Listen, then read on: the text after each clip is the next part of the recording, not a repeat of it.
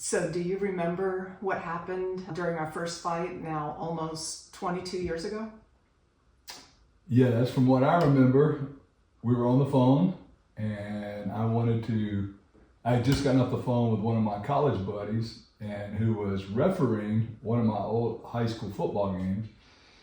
And I was all excited to tell you about him refereeing that. And you said, hey, well, what time are you leaving for the game? And I was like, we're going out on a date tonight. What do you mean, what time am I leaving for the game? And what I remember was I was driving home from a counseling appointment, and I had walked into the kitchen, and I was standing on this side of the counter, you were on that side of the counter, and you're telling me this story about running into your friend and about going to the football game. So I remember us standing in the kitchen. Yeah, I don't remember that. I just remember us being on the phone because it was such an intense conversation. And that intensity, I remember face to face. So, but it doesn't really matter, does it? Yeah, it doesn't matter where the conversation happened. It's more important that we talk about what happened in the conversation versus where we were standing. Yeah.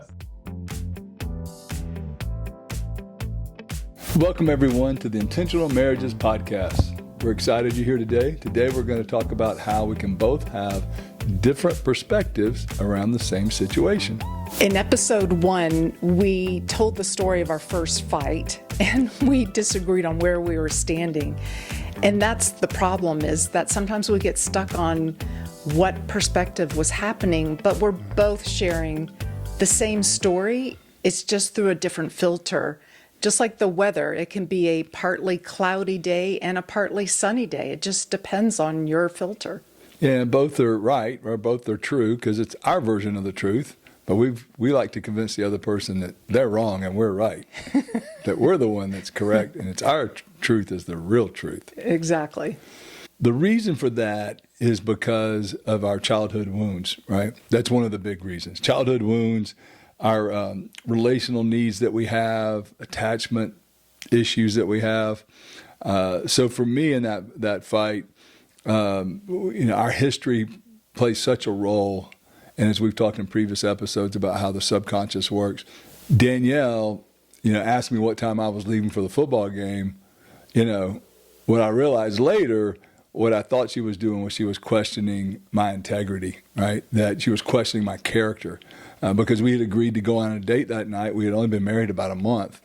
And we were going on a date that night. And, when I told her that, hey, I just got the phone with a buddy who was, I actually was a college buddy that was refereeing a game at my high school that I went to and that was nearby. And he just kind of assumed I was good. He was asking if I could come, but I told him, no, I already had plans for the evening. And so when Danielle called, I was so excited to tell her about my college buddy refereeing the game. And she just said, well, what time are you leaving? And man, I just immediately had a very intense defensive reaction because we had already agreed that we were going out on a date that night. And I think what I learned was, my perspective is that in that moment, I felt like she was questioning my integrity, my character, right? That I cared more about going to a football game with a buddy than I did about our marriage, which is not what she was insinuating at all. But that's what I felt in the moment, Didn't think that. It was a feeling, and I reacted out of that feeling. Right. And I thought I was being generous. Like I was trying to read between the lines and think, oh, that if he's only here temporarily, well, why don't you go ahead and go to the game? And so your reaction really shocked me. And I think what happens when we're reviewing tension or a fight that we've had in our marriage is that we think our brains are recording reality like a camera, but we're actually recording it through a filter. And if we can understand that you saw through a filter, I saw through a filter, we're having the same conversation, but we are interpreting it completely differently. Yeah, it seems like it's a communication failure, but it's not. Right. It's not a communication failure. It's really two simultaneous conversations going on at the same time. I've got the conversation in my head, right? And subconsciously, she's got the conversation going in her head. So that sounds like that's a communication failure, but it's really not. It's just we have two different histories and perspectives and, as you said, interpretations And it's so quick. It's like millisecond response. So quick. And the thing that I'm so guilty of that has really frustrated you over the years is I stop listening and I think I start knowing. I know what you must be trying to tell me. I'm trying to read between the lines, and I'm just going to come up with the best solution so you don't have to ask.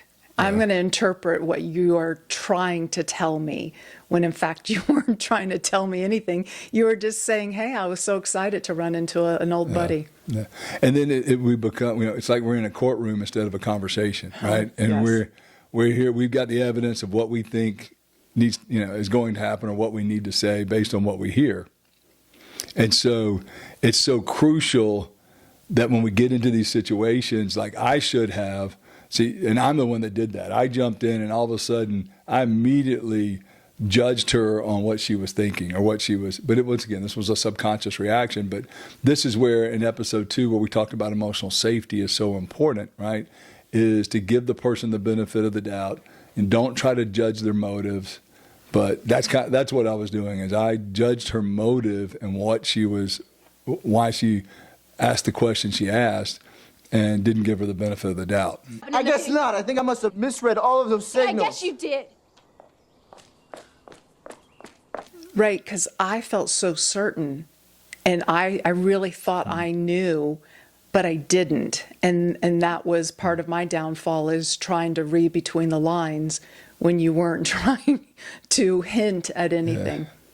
Yeah, I didn't think about that till just now, but in that moment, if you would have asked, well, hey, would you rather go to the game tonight instead of our date? I'm fine if you would rather do that, versus what time are you going? It's kind of like I'd already, Right. that I'd already made the decision without even asking you to see if that would be okay. Right. Which in my purview, my perspective, my filter that I look through is, oh, she's, means I'm a bad person, or I don't have any honor because, I would want to go to the game and not even ask her. Right. I can understand why you didn't ask that, because that's more vulnerable. Right. Right. It was easier to say, hey, what time are you going to the game? Right. Versus, well, would you rather go to the game or go on the date? Yeah. That's a much more vulnerable ask. Yeah.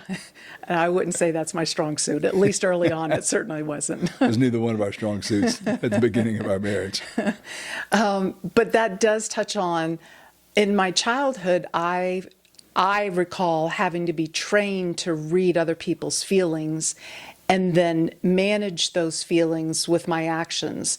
So if you're trying to be nice, and I ran into my buddy, and so I'm thinking, oh, he'd rather be with his buddy, so let him off the hook of the date and offer for him to go. That's really generous of you, and such a good wife to suggest that, versus going on the date.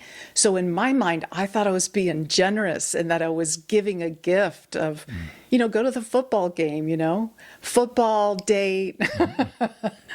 No, but we just got married, and I was actually looking forward to the date. Right. And what's interesting is in conflict, our perspective tries to protect our wounding, right? Which was what's happening. And so, if I feel my integrity is being questioned or my capabilities being questioned in conflict, then I get real defensive. But it's really to protect that feeling of inadequacy that's already inside of me, right? And so when it comes out, by getting real defensive to try to defend myself, defend my honor, if you will, or my capability.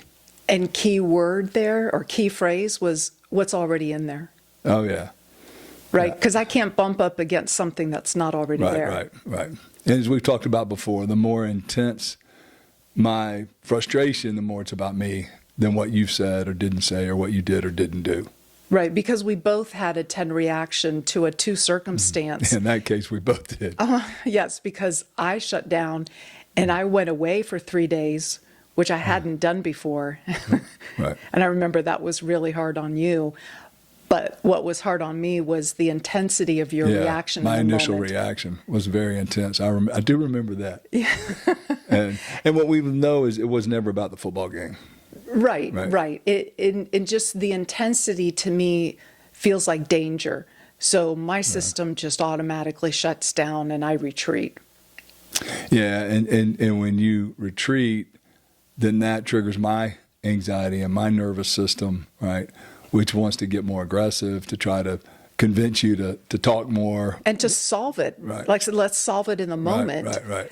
But I was unable to, and part of the difficulty for us back then is I didn't know it was the responsibility of the turtle to come back to a conversation. So you were left with, okay, she's just not going to talk and we're just not going to resolve this at all. And in my mind, yeah, that was true. Like, I didn't know how I was going to recover, but I knew it wasn't by talking or repairing. And as a tiger, I've got to prove that I'm right. And I can't prove that I'm right if we don't talk about it. So when you would retreat, that would drive me crazy because I didn't realize that my nervous system needed to have a conversation so I could prove that I was right.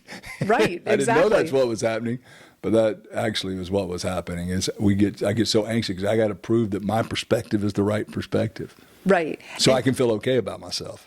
Right. And so now if that situation happened again, the pausing was good. Right. Like me turtling kind of forced us to pause, but we have to come back just like we discussed last week in episode 7 of the repair. Yeah. And as we did in episode 6 about the frustration conversation, in between pausing and coming back to talk about it, we both have to do a good job, especially me as a tiger. I've got to remind myself what this is really about and what I'm really feeling, and it's not all about you, right? So I can't, when we come back, it can't be so I can try to convince you I'm right again, right? I've got to, the goal of coming back is to try to understand each other's perspective. So when you come back, this is so crucial, is don't come back to fight to win about being right, but come back to fight to try to understand the other person's perspective.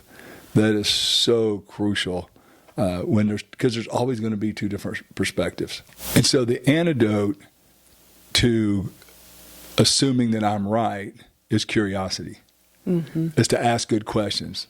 Like, what did you hear me say? And how did that make you feel?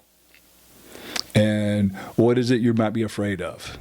Just things, get really curious versus assuming what the other person's thinking. Right. That first question, what did you hear me say? This is where I think we messed up and where we see couples get stuck. Oh, yeah. Because if it doesn't match exactly to what was being said, that's not the question that you're asking. You're saying, what did you think you heard? Right. Right? It's not what was verbatim said. Right. What did you hear? Because I'm guilty of, I stop listening and I'm like, how do I make this right? How can I make it better? Right. Or, I'm already into fix it mode. And I stopped listening. So what do you think what do you think you heard? Right. And early in our marriage, our counselor, we would constantly go to him with fights about, I know I said this to her and she claims I didn't say that. She heard, and so he would shake his head. He would say, you knuckleheads, y'all are going to drive yourself crazy. Everybody says things and someone else hears it differently. And if you're going to fight about, you're certain this was said and she's certain she heard something differently, if you're going to fight about who's right, you'll never win that. So we, over time, had to learn to give up on, getting so upset when we know we said something and the person said, no, you didn't say that. Instead, now we just assume that I did say it and she heard it differently, or she did say it and I heard it differently, or I may not have heard it at all, or she may not have heard it at all. And so that was really hard, because if I said something and later felt like she said I didn't say it, which in my mind, that means she wasn't listening to me, which then made me feel like she disrespected me because she didn't care what I had to say. And it was none of that. It's just happens in communication. People hear things differently than what we say. Again, we're listening through our own filter. Right. And my filter's correct and your filter's correct. Exactly. It's just we may end up at a different conclusion of what happened. And that's what needs to be discussed. Yeah, and I love the saying, care more about what your spouse is experiencing than defending your own experience. All right, so let me say it again. Care more. We often say care more about what your spouse feels. Care more about their feelings instead of your own perspective. Another way to say it is care more about what they're experiencing instead of defending your own experience.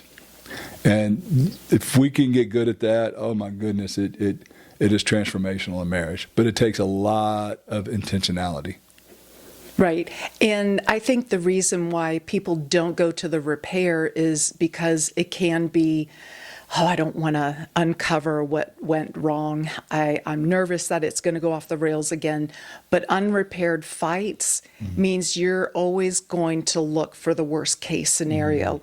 And it's what we talked about in episode 7, where there's just those layers of sediment that build up over time when Right. we're not repairing. Right. And so it took us a long time to come back from that one because we Oh, yeah. didn't properly repair after. Yeah, we didn't have the skills to repair back then at all. We didn't have a lot of skills back then. It was rough. That's why we spent so much time in counseling. Absolutely. Why Thank is goodness. this so hard? Thank goodness. So, well, good. Well, let's talk about some of the takeaways. First, we don't have to be right. Right. The goal is not to be right. The goal is to understand our spouse. And remember, our perspective feels so real, but so is theirs. Be sure to give space and time to understand their perspective. Yeah, and give them the benefit of the doubt. Right. And so, and remember to be curious and ask questions. The questions we mentioned was, what did you hear me say, and how did that make you feel? And what did that make you afraid of? Or some questions you can work, but just be curious. And be sure to own the fact that your perspective is almost always protecting an emotional wound. Absolutely. Ask yourself, what is it I'm protecting here? And remember, the more intense my frustration, the more it's about me and the circumstance. Correct. So we hope this has helped you today understand that anytime you have some conflict, there are two perspectives, and both are true because my version of the truth is true, her version of the truth is true. So once again, try to understand each other's perspective instead of trying to convince the other person your perspective is the right one. So for next week, episode 9, we're going to be talking about love. And that sounds really broad, but we want to talk about how love is a choice. And there are times where we can love our spouse, but not like them very much. And that's when we have to be intentional.